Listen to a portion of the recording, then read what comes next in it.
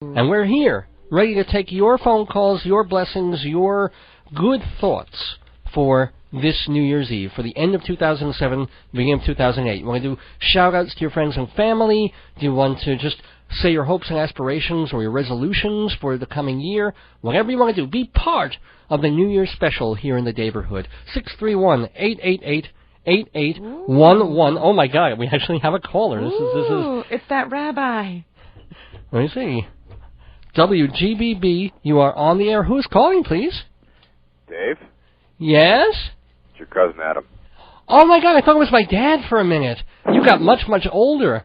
Adam, now, which Adam is this? I have two cousin Adams. Maybe he doesn't want to identify himself on the air. I'm the first one. Just say you're the blonde one, no? Yeah, this is the blonde. Adam, I won't say your last name, but where are you calling from? I'm sorry? Are you calling from Cedarhurst? Where are you calling from? Connecticut. Connecticut? Oh, that's... Ooh. Wait, what, are you listening on the web? Yes, I am. Yeah. Are you that desperate on a New Year's Eve that you're sitting here at a computer? I'm married with a child. I have no life. Oh, okay. So basically you've got this on one part of the screen and porn on the other. I understand. It's no, fine. that was earlier today. Oh, it was good. Yeah, now I'm watching reruns of Mythbusters. Reruns of what? Mythbusters. Mythbusters. Oh, people like that. What are they busting today? Whose myth are they busting? I believe it was Archimedes and his sun death ray, or some such nonsense. His sun death ray. Ooh. Yes, mirrors and focusing sunlight and killing the Romans, and it failed. Oh, well, busting his myth pretty good. Yeah, pretty much. Well, you know how it ends. Everyone goes dumpster diving for chocolate. I think that's... I've caught on to that. Everybody went dumpster diving. There's a little bit of a letdown when you go dumpster diving for chocolate and you come up with foreskins. Now, were you listening before to the actual rabbi's show, or did you first put it on at 7:30? No, I was listening a little earlier. I was had my interest for a period of time. Yeah. Unfortunately, I don't know. Somewhere at the pleasure part of it, I went, nah, you lost me on the history. Okay. Well, let me ask you something. If you saw an untouched kosher donut, or what's your favorite food? What's your favorite food in the whole world? That's rough. But in keeping with the sweets, let's just say an eclair. An eclair. That's why there was a nice, delicious, yummy eclair from like Wall's Bakery. Not that they're sponsoring the show, but just because they're good. Okay. Wall's Bakery eclair, right on the top of it. They should. Why don't they make eclairs? I don't know. Wall's Bakery, if you're listening, make some eclairs.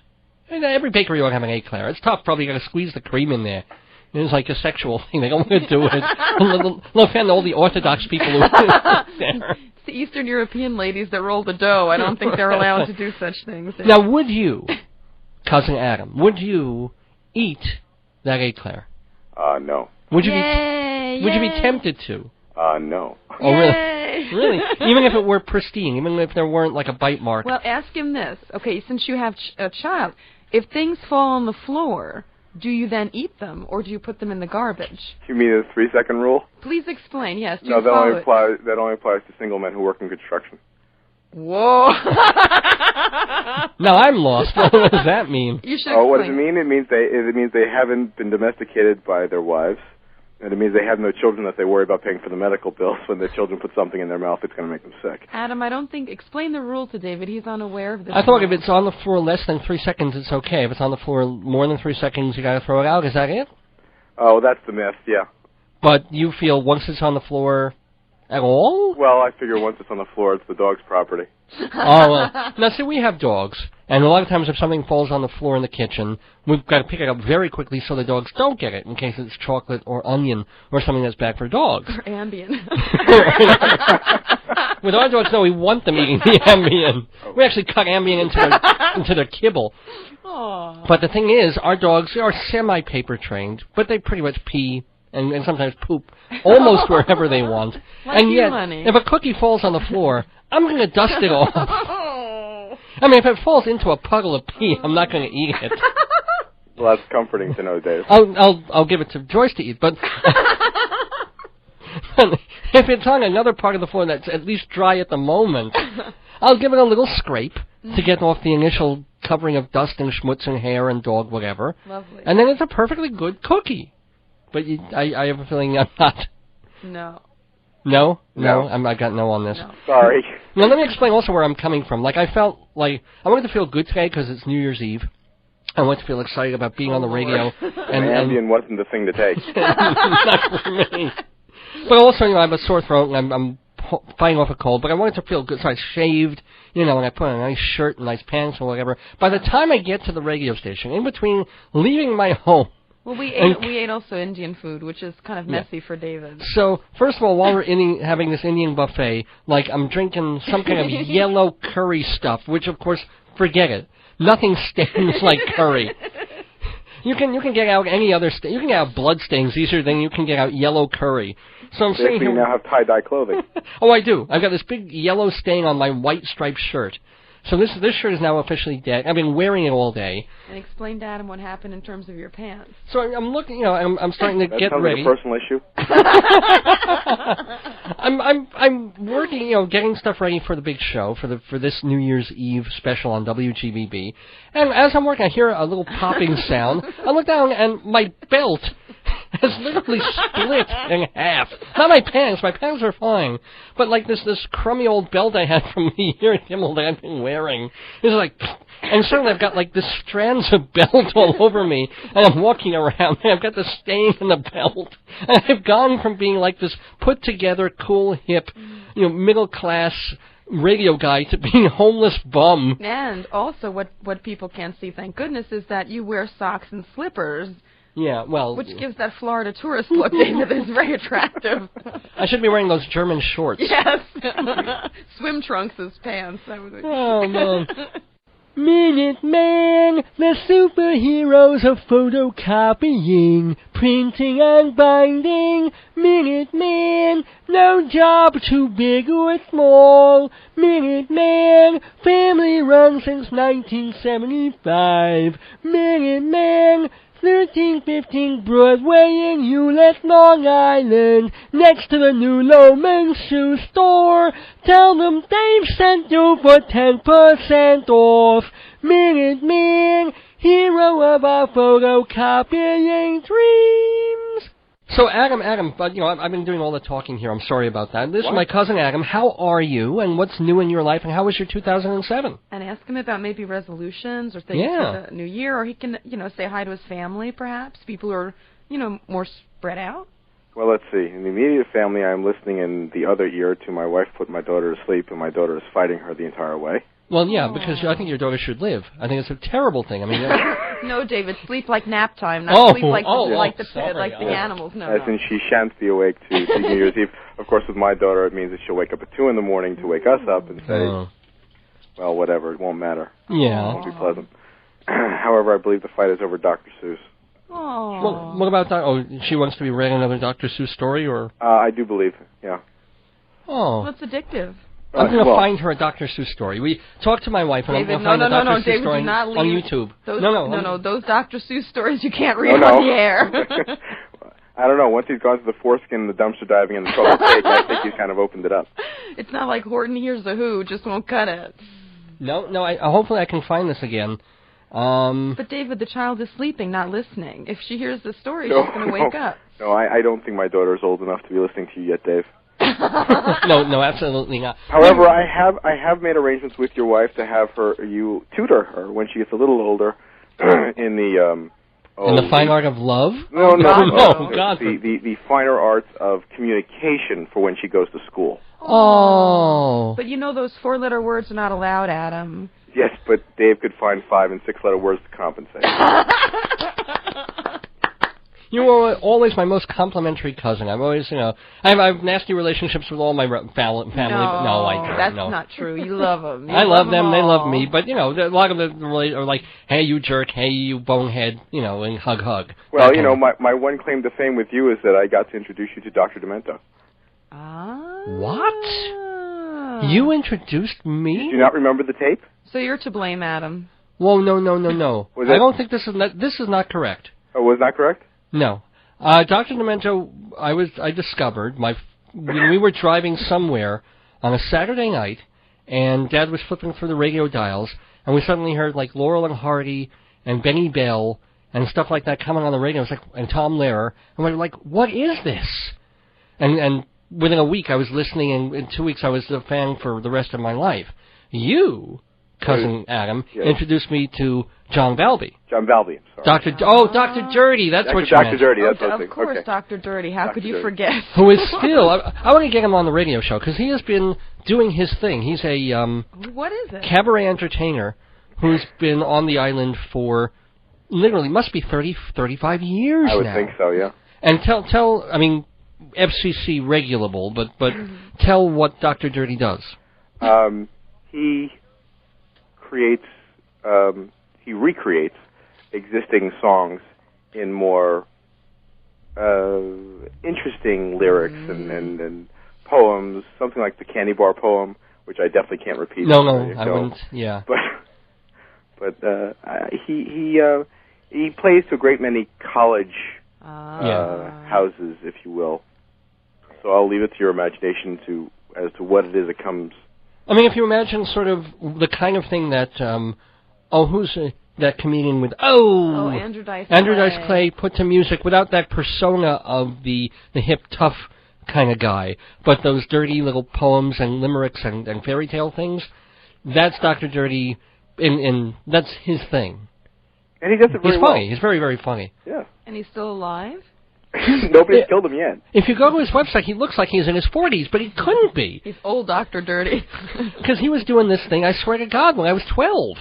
And you were passing me that tape, and I wish I knew where it was. I wish I still had it. That was a great tape, because that was actually live. Yeah. And Joyce is having a wonderful thing. It's like, I just remember, I can't even say the GB word. No, knock, knock, who's there? Tijuana who? Tijuana, do your mother. It was like, yeah. There are so many that, unfortunately, I don't think there's a single verse that I could get away with. Yeah, right. well, hold on. There's the story of Big Ass Lil and Yukon Pete. I can't even do that, really. I got a clock. No, I just gave you the title. That was it. Oh, yeah. So that's as far as you can go. He's pretty dirty. Oh, he's very. Well, comparatively, compared to Eddie Murphy, he was nothing. Compared to some of the Sam Kinison, he was nothing. Compared to Richard Pryor and Red Fox, he was nothing. Yeah, and he was after them. Well, he was a doctor. That's right. He took a hypocritical oath. There you go. So you did, yes, you introduced me to Dr. Dirty, for which my parents will be so grateful, I'm sure. And now, of course, it's evidenced, and I can't ever deny it because it's said on radio. That's right. And if you say it on radio, it's true. Yes. Well, of course. Yeah. And it's recorded. So what was the best moment of your year, 2007? Let's see. I think it's due to come in about 3 hours and 45 minutes when it ends. Oh, was it bad? Well, I know on some level why it was bad for the family. We had a death in our sort of communal family here. My uncle died. But what else went crappy for you? It's just been a tumultuous year. Ooh. You okay? Yeah. I'm still here. But yeah. It's. I mean, you're the same idiot as always, but that hasn't changed. Look, I've gotten no younger, no richer, and no better looking. But other than that, who has, Adam? Who has? Who has? Oh, you always get younger and look better looking. I can't speak about the richer because I know who your husband is. We're poor, poor, older, down and out. I think I'm going to go after Dr. Dirty when we leave here. I think that's my next husband. He makes more at his gigs, I'll tell you that. Well, I think you'd be better off if you let David do the dumpster diving for the chocolate cake and try to resell it. Good, on eBay. If I can mold the chocolate cake into forms that look like really Mother obscene. Teresa. No, that are obscene. Oh, that too. No, I'm talking like if I can get cake with icing and then squeeze it so that it looks like Mother Mary crying out of the chocolate cake, like tears are coming from it. No, I think in your instance you need to go for some of that more intricate artwork and pull out the foreskins and put them into a picture of Marilyn Monroe or something like that.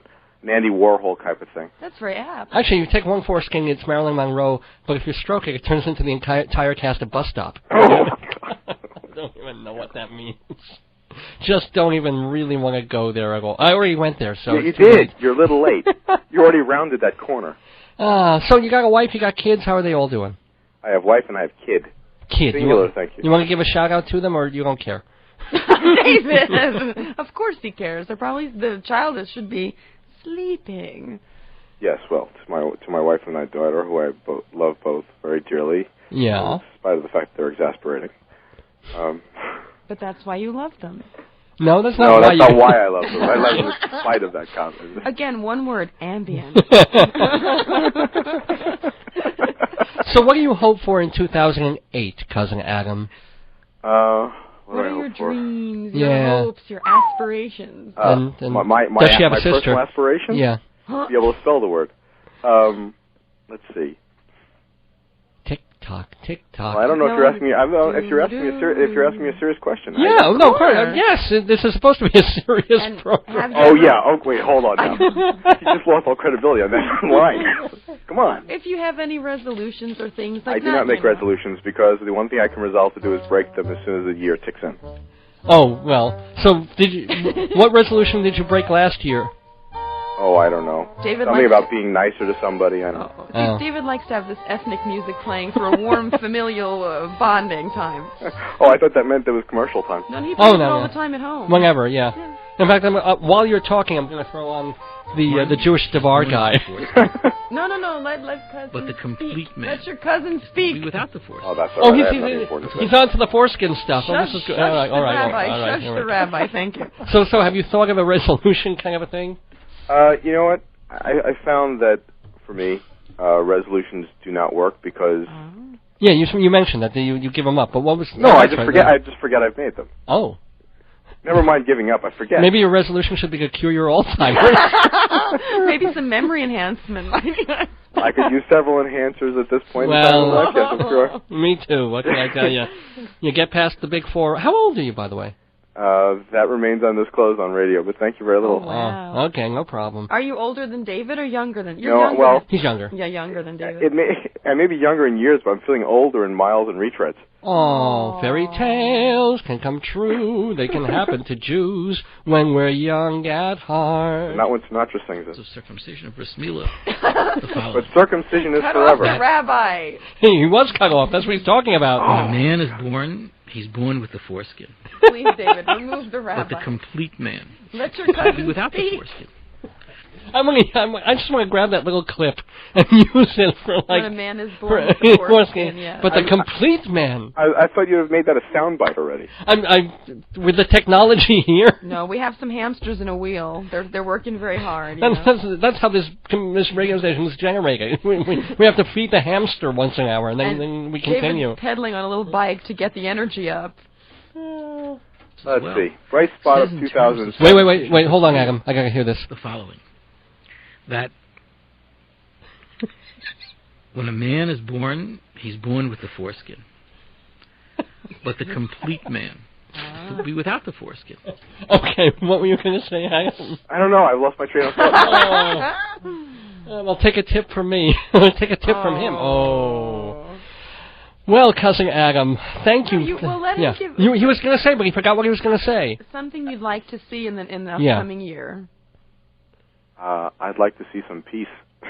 Yeah. And if she has a sister, I put that. I didn't say a piece.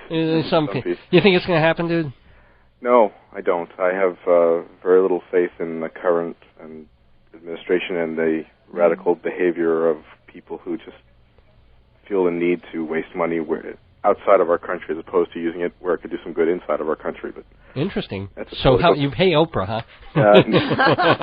I'm sorry. So you say I hate Oprah or I pay Oprah? Hate Oprah. You should go to that school out in Africa. No. He's talking about I don't mean it that way. Yeah. I just mean that if I was a congressman or a senator and went into a joint session and said, "Hey, listen, I've got a great idea to spend $500 billion of our money to fix up the country," I would never get to finish the statement before getting just rolled out of D.C. and never be seen again. Of course. Oh, well. So hey, thanks for depressing us. Oh, no. Yeah, well, now it's $1.42 trillion. Now you can be depressed. Okay, yeah. But this makes me feel better. Listen to this. When a man is born, he's born with the foreskin. But the complete man is to be without the foreskin. Oh. Is this going to be your intro now from now on? This will be your New Year's intro? This is going to be my intro for everything. I'm going to walk around with this when I go shopping. On his iPod. Well, I'm waiting to check out with food.